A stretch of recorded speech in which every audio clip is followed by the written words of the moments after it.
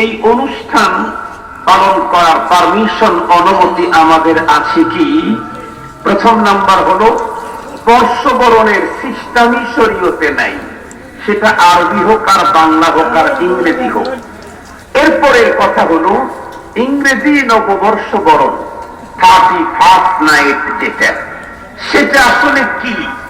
আমরা এটাকে কিভাবে নিচ্ছি, মুসলমানরা এভাবে কিভাবে পালন করছি, এ বিষয়ে আপনাদেরকে দুটি কথা পেশ করতে চাই।